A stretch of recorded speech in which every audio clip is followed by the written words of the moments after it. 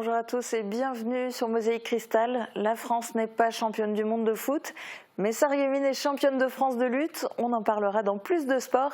Voici d'abord un aperçu du JT avec l'actu en bref et en images. 33 bambins seront accueillis à Brébar en septembre prochain. Les travaux de la crèche transfrontalière avancent. 11 places seront réservées aux enfants du territoire de la Casque. Le personnel sera composé d'Allemands et de Français. La structure combinera les pédagogies des deux pays. Une page se tourne à l'auberge des Mésanges à Meisenthal. L'attente a été longue, mais ça y est, les Walter ont trouvé des repreneurs. C'est une jeune femme de 22 ans, entourée de sa famille, qui tiendra les rênes de l'auberge. Sandrine Bouton y a déjà travaillé 6 mois pour assurer la transition. Une vingtaine d'exposants au marché de Noël de Sarralbe. En plus des stands de décoration, d'artisanat et de gastronomie, des spectacles et animations étaient proposés pendant 2 jours par la municipalité. Fête de fin d'année solidaire au lycée professionnel de Bitche. La section Agora, assistance à la gestion des organisations et de leurs activités, a organisé une collation pour célébrer la fin de l'année. À cette occasion, une récolte était organisée pour la Croix-Rouge, 812 jouets pour des enfants défavorisés et de nombreux bouchons ont été collectés pour les bouchons de l'espoir du Beacherland. Une meute de loups blancs s'est installée au parc animalier de Sainte-Croix à Rhodes. 8 jeunes mâles arrivés de Belgique seront les stars de la saison 2023 dans un espace de plus de 8000 m² aménagé pour eux, avec un nouvel observatoire immersif et 7 nouveaux lodges en cours de construction. Et puis dans Plus de Sport, David, on reviendra évidemment sur le 8e sacre des lutteurs sarregueminois. Oui, ils l'ont fait. Les lutteurs de l'AS Sarreguemines sont champions de France de première division. On a suivi leur dernière journée à domicile. On parlera également de parapente, kickboxing, foot et de ski. Eh bien donc un programme varié que tu vas nous détailler tout à l'heure. On s'intéresse d'abord à une crèche, et pas une crèche de Noël. Depuis la première pierre posée le 4 février dernier, les travaux de construction de la crèche franco-allemande ont bien avancé. En septembre prochain, elle accueillera 33 enfants de Sarrebruck et du territoire de la Casque. On fait le point sur ce projet avec Marie-Morgane Pires. 5 ans que ce projet a été lancé et on en aperçoit enfin les contours. Une crèche transfrontalière va ouvrir ses portes d'ici quelques mois dans le quartier de Brébar à Sarrebruck. Ici, un jardin d'enfants sera créé pour une centaine de Sarrois. On descend les escaliers pour découvrir la crèche et ses 3 espaces qui accueilleront des jeunes de 0 à 3 ans. 22 places sont prévues pour des enfants de Sarrebruck et 11 places pour les enfants du territoire de la communauté d'agglomération Sarreguemines-Confluence. Ça nous a paru très intéressant pour développer aussi le bilinguisme et l'interculturalité. Et cela s'inscrit aussi finalement dans des actions qui sont déjà menées en Allemagne comme en France.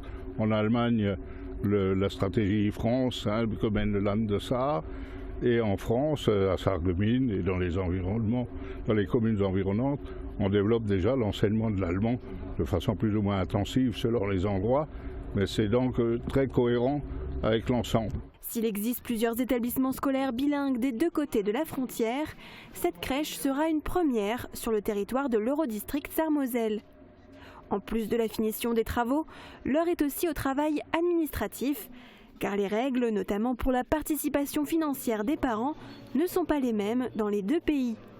Autre différence, habituellement les enfants sont accueillis à partir de 8 ou 9 mois dans les crèches allemandes, alors qu'ils peuvent être inscrits dès 2 mois en France. Les éducateurs que nous allons employer seront préparés au fait que de très jeunes enfants viendront. C'est une nouvelle expérience pour le personnel allemand, mais je pense que c'est aussi une expérience très enrichissante pour notre modèle, mais également pour nos autres installations. Cette structure combinera donc les pédagogies des 2 pays. L'équipe sera franco-allemande. Le recrutement est d'ailleurs en cours pour les postes de direction, le personnel pédagogique et les aides ménagères. Vous avez jusqu'au 31 janvier 2023 pour déposer votre candidature. Samedi, c'était le dernier jour pour aller manger à l'auberge des Mésanges à Meisenthal avant changement de propriétaire. Le couple Walter, qui a acheté l'auberge en 1998, s'apprête à remettre les clés au repreneur. C'est une jeune femme de seulement 22 ans qui va reprendre en famille cet établissement. Elle a passé ces 6 derniers mois à travailler à l'auberge pour préparer la transition. Alors même si la passation se fait tranquillement, Pascal Walter reste ému à l'approche de la fin d'une page de sa vie. Reportage d'Emilia Zell. Dernier jour en cuisine, dernière semaine aux commandes de l'auberge des Mésanges à Meisenthal. Après 25 ans à la tête de l'auberge, le patron a enfin trouvé des repreneurs en mai dernier. Dans quelques semaines, l'établissement changera officiellement de propriétaire. La prochaine étape pour Pascal, c'est profiter de sa retraite en s'adonnant à ses passions de sculpture et de photographie. C'est toujours un peu ambigu parce que d'un côté, vous êtes content d'avoir réussi à vendre, de partir à la retraite, c'était quand même quelque chose qu'on a cherché, qu'on a souhaité, qu'on a voulu et qui n'était pas facile. Donc quand vous arrivez à ça, vous êtes content et puis surtout que la transmission se passe, on va dire, de manière assez naturelle et plutôt de manière très, très amicale. Et puis vous avez le revers de la médaille, vous dites oui, c'est une page qui se tourne, on a 25 ans de notre vie ici, évidemment vous avez un pincement, ambigu. C'est Sandrine, en alternance depuis 6 mois à l'auberge, qui va reprendre l'établissement avec ses parents et permettre à Pascal de prendre sa retraite. Elle s'occupera de la gestion de l'hôtel et fera le service en salle. Pourquoi reprendre maintenant ? Parce que c'est l'opportunité qui s'est présentée. Donc moi j'ai toujours voulu un peu reprendre un établissement, un hôtel, un peu restaurant et tout ça. C'était un peu mon rêve depuis toujours. Et donc en fait tous ensemble, on s'est retrouvés ici un jour à manger dans ce restaurant en sachant qu'il était en vente. Et puis on est vraiment tombé sous le charme de l'établissement, de tout ce qui se passait ici. Et puis c'est comme ça qu'on a pu rencontrer les Walter et qu'après on a vraiment pris cette décision de reprendre cet établissement en famille. Il faut désormais s'occuper des tâches administratives, faire les comptes et l'inventaire, afin d'être prêt pour la remise des clés de l'auberge des Mésanges. Et l'auberge des Mésanges rouvrira ses portes courant janvier sous la houlette donc de Sandrine Bouton. Ce week-end, la ville de Sarralbe organisait un nouveau marché de Noël. Plus d'une vingtaine d'exposants se sont retrouvés place de la mairie avec un spectacle de danse pour les enfants. Une formule mise à jour après 2 années de crise sanitaire. David Orès y a fait un tour avec sa caméra. Mario, Mario, Mario. Allez Mario, les enfants on applaudit très fort Mario. Non, ce n'est pas une convention de jeux vidéo, mais bien le marché de Noël de Sarralbe. Gastronomie, décoration, artisanat, le plombier moustachu partage la vedette avec plus d'une vingtaine d'exposants réunis place de la mairie. Le tout dans l'ambiance des fêtes de fin d'année. Entre spectacles, mascottes et animations, le programme fait le bonheur des grands et surtout des petits. Encore plus vite, en marche. Après 2 années d'une formule très limitée, voici 2 jours d'un marché de Noël revisité. Un marché qui rejoint la programmation hivernale de Sarralbe, soit une dizaine de rendez-vous depuis fin novembre. Vendredi, c'était le dernier jour de classe avant les vacances scolaires. Au lycée Tessier de Bitche, les élèves de la section professionnelle Agora ont organisé une fête de fin d'année en parallèle d'une récolte de jouets et de bouchons pour des associations caritatives. Le rendez-vous était donné dans l'ancienne cantine au 3e étage de l'établissement. Reportage de David Orès. On vous souhaite à tous une bonne fête de fin d'année dont vous profitez pleinement. Une fête organisée par une classe de seconde de 18 élèves, la section professionnelle Agora du lycée Tessier de Bitche, assistance à la gestion des organisations et de leurs activités. Expositions, jeux, collations, les élèves ont également réalisé une récolte de jouets et de bouchons. Au total, 812 jouets seront remis à la Croix-Rouge pour soutenir les enfants défavorisés et un partenariat a été créé avec les bouchons de l'espoir du Beacherland qui récupéreront les précieuses rondelles en plastique à la fin de l'année scolaire. Cet événement entre dans le cursus scolaire des élèves et remplit un double objectif, les sensibiliser aux actions humanitaires et valider des compétences comme passer un appel téléphonique, créer des supports de communication, faire un devis ou budgétiser un événement. Le défi a été relevé en un mois. Parmi les élèves, il y a Samantha, 15 ans, atteinte d'autisme Asperger, elle joue du piano depuis ses 2 ans et a l'oreille absolue. Son rôle, l'animation musicale de la fête.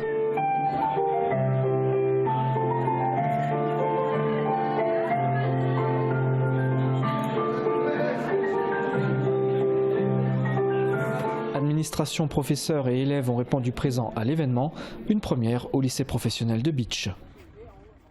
Une nouvelle meute de loups à Rhodes. Le parc animalier de Sainte-Croix a présenté ses nouveaux pensionnaires, 8 jeunes mâles fraîchement arrivés du domaine des Grottes de Han en Belgique. Un symbole fort pour le parc qui place les loups au cœur de ses projets en 2023. Explication dans ce reportage de Jean Milon. 1, 2, 3. Désormais, il n'y a plus de doute.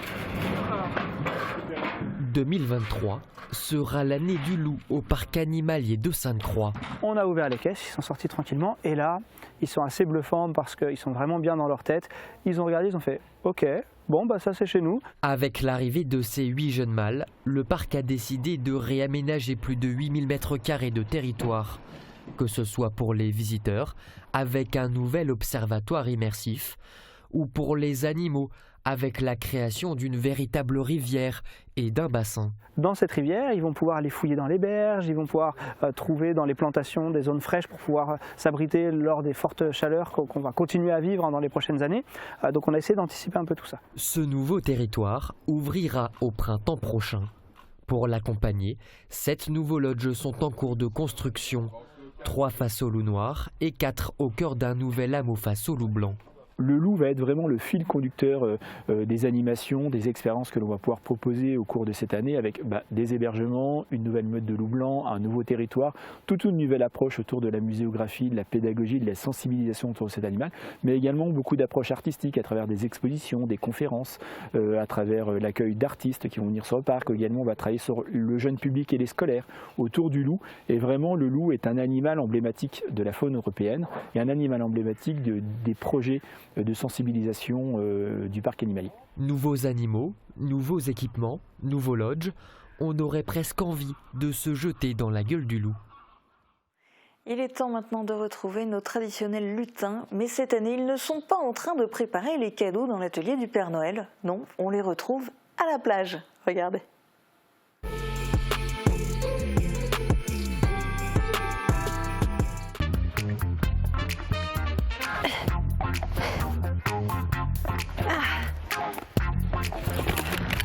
Mais écoute, je pense qu'on va être bien ici. Je crois aussi. C'est vachement beau. Hein. On se croirait presque à Bali. C'est clair. Non mais moi je te dis, on a bien fait de démissionner. Hein. Ouais, c'est vrai, ça lui ferait des pieds au Père Noël. Puis je sais pas toi, mais moi je l'ai jamais vu faire un jouet. Hein. Attends, je réfléchis. Ah, t'as raison, jamais. Hein. Bon, allez, on s'installe? Ouais. Je pense qu'on va s'éclater ici. Hein. C'est vrai? On commence par quoi? On fait quoi en fait? Bah je sais pas, ça fait quoi un lutin quand ça travaille pas? Aucune idée.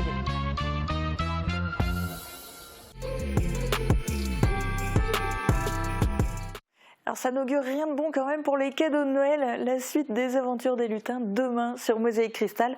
Pour le moment, c'est l'heure de plus de sport, juste après les prévisions de Météo France. Couverture, crépissage, peinture et isolation. Avec Moder Habitat, votre maison sera belle et confortable par tous les temps. Retrouvez votre programme avec le Crédit Mutuel, partenaire des grands événements de votre région. Une banque qui appartient à ses clients, ça change tout. Bonjour à tous. Demain, le ciel est couvert toute la journée. Quelques gouttes peuvent tomber en début de matinée près du Luxembourg ainsi que dans le sillon mosellan. Ensuite, le temps est sec partout, mais en fin d'après-midi, des pluies arrivent sur le pays des étangs et dans la vallée de la Sarre. Le thermomètre indique 6 degrés le matin et 11 degrés l'après-midi. Demain, souhaitez une bonne fête au Abraham. Le soleil se lève à 8h26 et se couche à 16h39. Bonne journée sur Mosaïque Cristal. C'était votre programme avec le Crédit Mutuel, partenaire des grands événements de votre région. Une banque qui appartient à ses clients, ça change tout. Vin, alcool et spécialités italiennes, panier garni et assiettes gourmandes, pour offrir ou vous faire plaisir. Italia del Gusto, 2 rue des Généraux Crémer à Sarreguemines.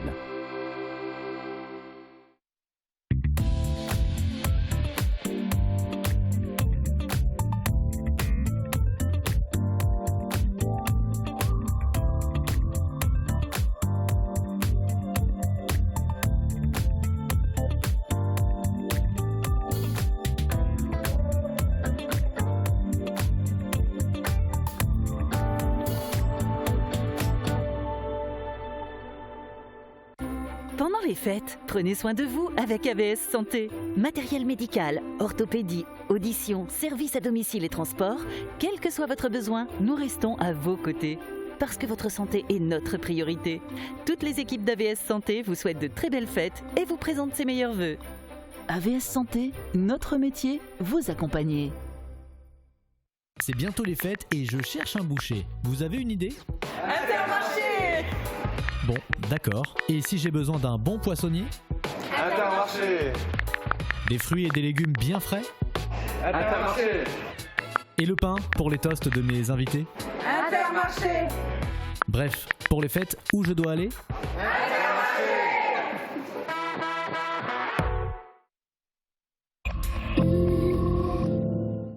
Fin d'année rime avec fin de championnat dans certaines disciplines. David va tout vous expliquer.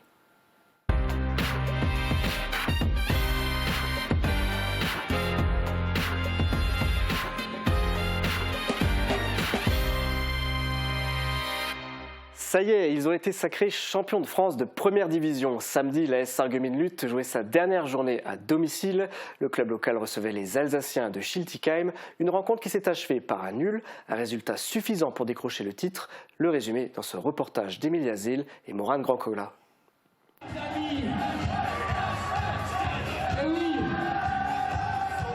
Ils l'ont fait. Les lutteurs de l'AS Sarreguemines sont champions de France. Samedi soir, la 5e et dernière journée du championnat par équipe s'est tenue dans la cité faïencière. Une rencontre à domicile qui s'est soldée par un match nul 6-6 face à Schiltigheim. Que du bonheur. C'est une grande joie, c'est une fierté pour tous ces jeunes, pour notre ville, hein, qui nous soutient, qui est toujours derrière nous, pour tous nos partenaires. Et on leur rend ça et on est fiers pour eux et ça nous fait vraiment que plaisir. Une fierté pour l'équipe sarregueminoise qui était sûre de remporter le titre. La semaine dernière, nos lutteurs ont écrasé le leader Sotteville-les-Rouen, ce qui les a propulsés tout en haut du classement. Si sur le papier ce dernier match contre Schiltigheim était gagné d'avance, les Sarregueminois ne devaient rien lâcher pour autant. Mais c'est ça. On avait battu Sotteville, on a battu Mézières-les-Messes, on est allé gagner à Saint-Thirier. On savait qu'on avait le titre, mais bon, il fallait terminer sur une bonne note. Alors c'était le plus dur à faire et voilà, avec un peu de relâchement, où les gars, pas vraiment dans le match, et on a souffert pour aller chercher cette victoire. Schillig, là un peu, on voit parce qu'ils se sont battus et Schiltigheim ne voulait pas lâcher.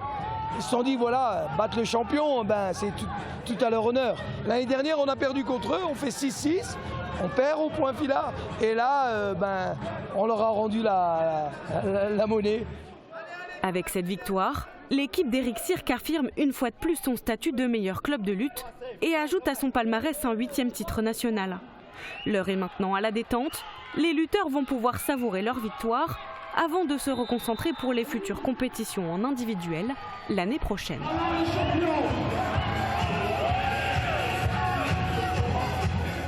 Et voilà un titre qui n'était pas forcément attendu. On écoute les réactions des champions. Ça représente beaucoup de choses. Ça prouve que la ville de Sarreguemines, c'est une grande ville, une ville sportive où il y a énormément de jeunes, de bons jeunes et de jeunes qui sont sportifs et qui méritent justement tout le travail qui est fait, tout le travail qui est fourni et une belle reconnaissance de la France entière. Quand j'ai vu les listes des équipes qu'on allait rencontrer, je voyais qu'ils avaient des effectifs vraiment très riches et avec de bons potentiels. Je me suis dit, oh là là, si on arrive à faire un podium, c'est super. Et de là, aller chercher le titre, je ne m'y attendais pas.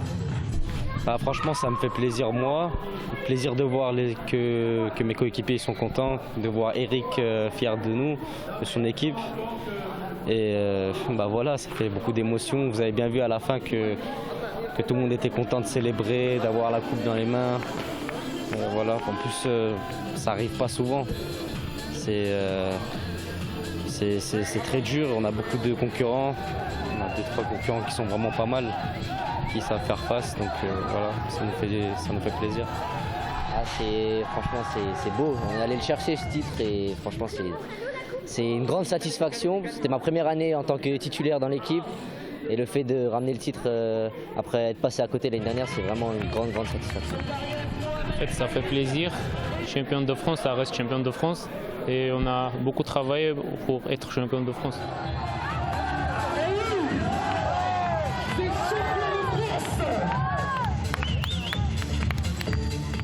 Bravo à eux, c'est une très belle manière de terminer l'année. Oui, c'est un peu un cadeau de Noël avant l'heure. Bon, on quitte la terre ferme pour aller dans les airs avec du parapente, David ?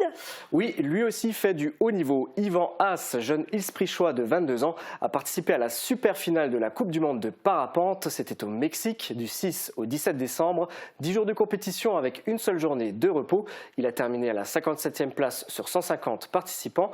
Il s'agit du haut du panier, les meilleurs parapentistes du monde. C'était d'ailleurs la dernière étape de cette saison 2022. Alors explique-nous un petit peu comment ça fonctionne. Le principe est relativement simple. Il faut suivre un parcours défini par des balises, des points GPS qu'il faut obligatoirement survoler les uns après les autres pour valider son passage. Ensuite, c'est le chrono qui fait la différence. Plus vite on termine un parcours, mieux on est classé. La course démarre lorsque tout le monde est en l'air. La compétition est découpée en plusieurs manches. Une manche, c'est une journée de compétition avec des distances allant de 90 à 120 km. C'est donc très physique. Et pour Yvan, ce n'est pas une première. Non, c'est déjà sa 4e Coupe du Monde et la 2e fois qu'il participe à la super finale. L'année dernière, il avait terminé 19e en Suisse. C'était d'ailleurs le plus jeune parapentiste de la compétition. Le palmarès d'Yvan Haas, c'est aussi champion de France jeune 2021, 3e mondial des moins de 25 ans et 24e toutes catégories confondues. En parallèle de son activité sportive, il fait des études à Barcelone pour devenir pilote de ligne. Et est-ce qu'au Mexique, il a réussi à atteindre son objectif ? Alors malheureusement non, il visait le top 20. Sur certaines manches, il était en tête jusqu'à la fin, mais un peu trop agressif. À 3 reprises, il a dû se poser à quelques kilomètres de l'arrivée. Avant cette super finale, il y avait 5 autres étapes en Colombie, Brésil, Macédoine, Italie et Corée du Sud. Sa meilleure performance de l'année était au Brésil, où il a fini 7e, en remportant d'ailleurs une manche. Et alors c'est quoi la suite pour lui ? L'année prochaine, il fera à nouveau partie du pôle France. Il est déjà sélectionné pour la Coupe du Monde 2023 qui démarrera en mars au Brésil. Les autres étapes se tiendront en Espagne, Roumanie, Turquie et en France. Et on continuera évidemment de suivre ses performances. Alors, autre performance, David, et cette fois à l'échelle locale. Oui, Julia, autre discipline également, puisqu'on va parler de kickboxing. Ce week-end se tenaient les championnats du Grand Est à Sarrebourg. L'occasion pour les jeunes du KBF Sarreboxing de rafler quelques médailles, dont 3 en argent et 3 en or. Je les cite rapidement. Maria, Sarah et Lucas Felker ont décroché le titre de champion et championne du Grand Est. Et Léa, Maxime et Maëlle, le titre de vice-champion et vice-championne. Bravo les jeunes. Un autre rendez-vous est prévu à la rentrée. Les championnats régionaux de K1 à Sarreguemines le 8 janvier. Et ça sera donc sur nos terres. Alors on change de sport maintenant, mais on continue avec les jeunes. Oui, on en avait déjà parlé. Après avoir terminé championne de Moselle UNSS, la section sportive de foot du lycée Jean de Pange a décroché le titre de championne académique devant Nancy et Bar-le-Duc. C'était le 30 novembre dernier. La semaine dernière, l'équipe sarregueminoise devait disputer la finale interacadémique à Strasbourg, mais la rencontre a été reportée au mercredi 4 janvier. La finale fonctionne sous forme de triangulaire. Les champions de chaque académie s'affrontent lors d'un match. Les résultats des 3 matchs donnent lieu à un classement. Cette année, les champions sont Strasbourg, Charleville-Mézières et Sarreguemines. Le lycée Jean de Pange n'était plus allé aussi loin depuis la saison 2015-2016 où il avait fini champion interacadémique. S'il y parvient l'année prochaine, il pourra participer au championnat de France près de Brest. À noter que l'équipe sarregueminoise compte beaucoup de joueurs du SFC. Et on espère évidemment qu'ils vont aller loin, on en reparlera du coup l'année prochaine. Pour les quilles aussi, c'était dernière journée de compétition de l'année. Oui, le dernier match de l'année, mais pas de la saison. La compétition s'est poursuivie à Ypelin. Vendredi soir, le club de quilles recevait l'équipe 2 de Folkemont, leader de leur groupe en National 2. Après une lourde défaite à l'aller, le club local espérait prendre sa revanche à domicile et c'est chose faite grâce à une victoire 27-12. Voici le résumé en images.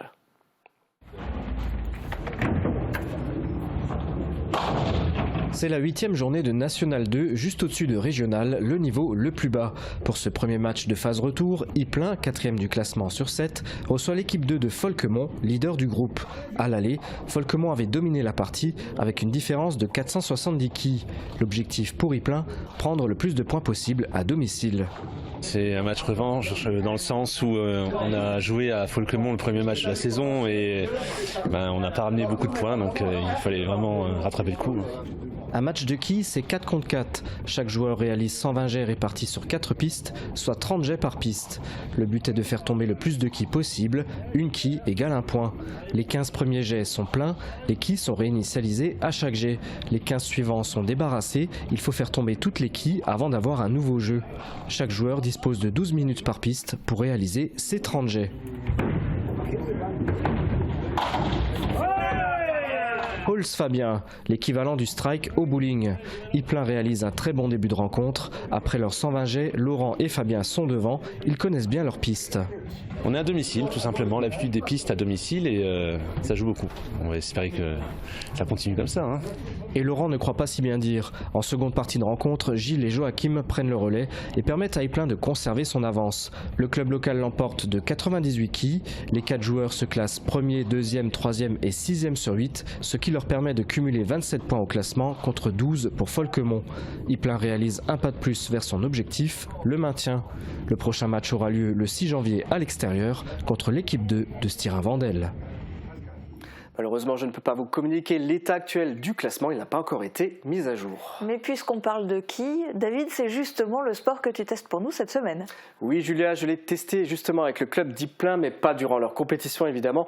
Ils m'ont reçu à l'occasion d'une séance d'entraînement. Sur les images, c'est un sport qui a l'air accessible, mais en réalité, c'est comme tous les autres. Il faut de l'entraînement pour avoir des résultats. La technique est au rendez-vous. Ce que je retiens d'Ypelin, c'est une très bonne ambiance, très familiale. Je vous laisse le découvrir en images et je vous dis à la prochaine.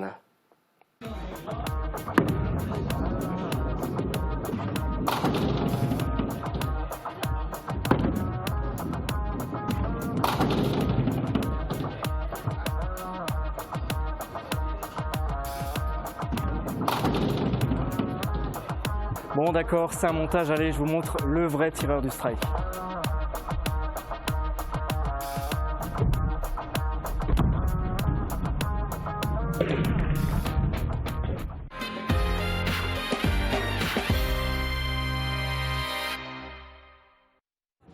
Et je suis avec Gilles. Gilles, tu as été président pendant 8 ans du club de quilles de Ypelin.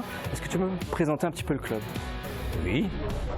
Donc c'est un club qui a été créé en 1959, qui était longtemps en stand-by après. Et on a repris ça il y a 10 ans et on s'est lancé dans les championnats. Vous êtes combien de licenciés aujourd'hui? 10. Ok. Là, actuellement, vous évoluez en National 2, c'est ça? Oui. Est-ce qu'on est sur du haut niveau ou... Non, c'est du jeu de quilles régional, quoi. D'accord, c'est parce qu'il n'y a pas beaucoup de clubs ou... Voilà, c'est ça. Ok. Il y a aussi une histoire un petit peu particulière avec ce club. Là, on est dans une toute nouvelle salle, mais ça n'a pas toujours été comme ça. Il y a eu un incendie, je crois, avec là. Oui, c'était en octobre 2017. Est-ce que tu peux me raconter un petit peu comment ça s'est passé, du coup? Disons, pendant tous ces travaux et après l'incendie, on est allé jouer à Styrin et à Forbach, quoi. Et on a repris ici en janvier. D'accord, et donc là, maintenant, c'est parfait, nouvelle salle. Les résultats sont au rendez-vous? Oui, vu qu'on est monté de division, on est monté en National 2. Donc là, c'est tout frais? C'est tout frais, ouais. Ok. Et est-ce que vous avez un certain palmarès au niveau du club, des champions? On a terminé avec 2 joueurs du club qui ont terminé champion de Lorraine. Ok, écoute, bravo. Moi, j'ai envie de tester ce soir un petit peu les quilles. On prend la direction des pistes? Ok.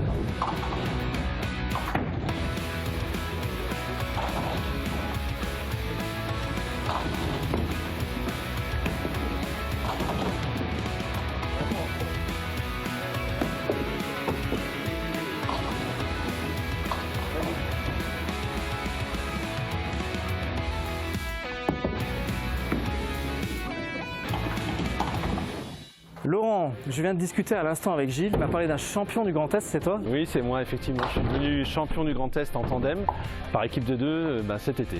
Écoute, toutes mes félicitations. J'aimerais passer à la partie pratique, mais déjà, les quilles, c'est quoi la différence avec le bowling? Alors, dans les quilles, on a des boules qui ont la même taille, pas comme au bowling, et on n'a pas de trou dans les boules. Ensuite, dans les quilles, on a 9 quilles, alors qu'au bowling, on en a 10. Et la dernière différence, c'est que les pistes ne sont pas du tout pareilles. Elles sont, on va dire, évasées, on verra ça tout à l'heure, et elles sont incurvées. Il y a aussi différents types de jeux de quilles, c'est ça? Oui, on a en gros 7 types de jeux de quilles, donc avec différentes variantes, avec des pistes droites, des pistes incurvées comme ici, des jeux extérieurs. Et ici, du coup, à Ypelin, c'est lequel? Si on joue à la variante Schere en allemand, ça veut dire ciseaux, et on va voir justement pourquoi tout à l'heure. Ok, écoute, par quoi on commence? Alors, on va se positionner et lancer. C'est parti.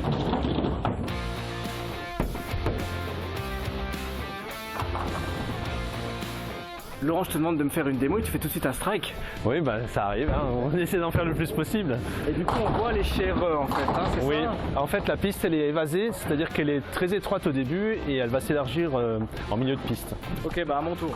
Allez, vas-y, je t'en prie. 3 pas avant de jeter, la lancez bien sur la piste d'élan et évitez de la jeter au milieu. C'est parti.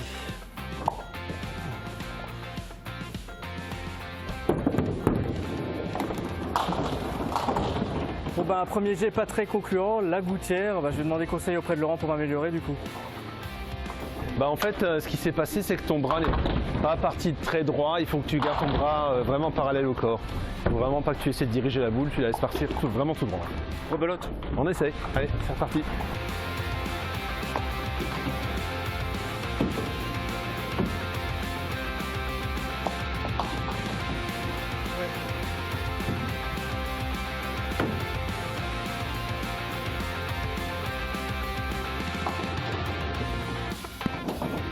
Bon, je confirme, c'est beaucoup plus technique que le bowling et c'est loin d'être gagné pour moi.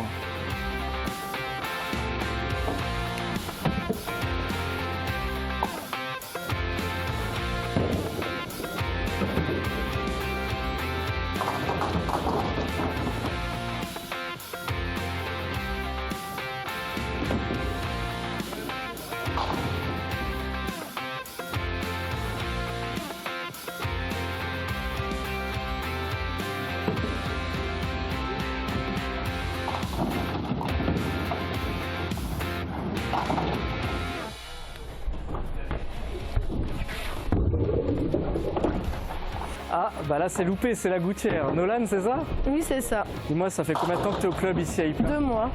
Et comment tu as commencé ce sport? J'ai commencé ce sport avec les portes ouvertes de 3 jours. Qu'est-ce qui te plaît justement? J'ai adoré, c'est un peu comme le bowling, mais là on peut y jouer quand il fait chaud ou froid. Et il y a une bonne ambiance, on peut y jouer en famille. Et justement, tu me parles de famille, il y a ta famille qui est ici? Oui, il y a mon père et mon frère. On fait souvent du 1 contre 1 contre 1 et on voit celui-là qui est le meilleur. Bah écoute, je crois que tu es le plus jeune ici, t'as quel âge? J'ai 12 ans.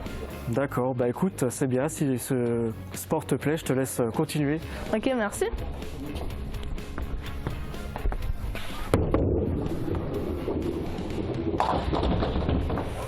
Bon, on m'a vu un petit peu à l'œuvre, c'est très compliqué. Maintenant, on va faire un petit tandem, comme ça vous allez aussi voir ceux qui maîtrisent.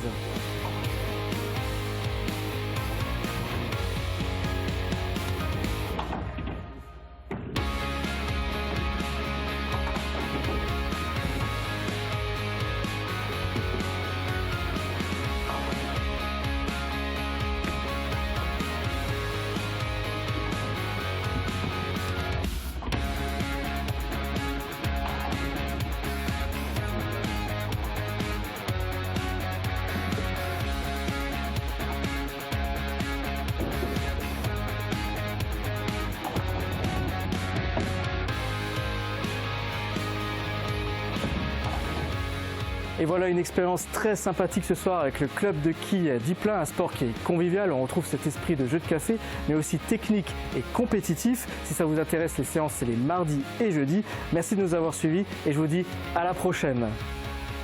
Gut Holz! Gut Holz! Ça va être la trêve hivernale pour David aussi. Vous le retrouverez l'année prochaine avec sans aucun doute des bonnes résolutions sportives.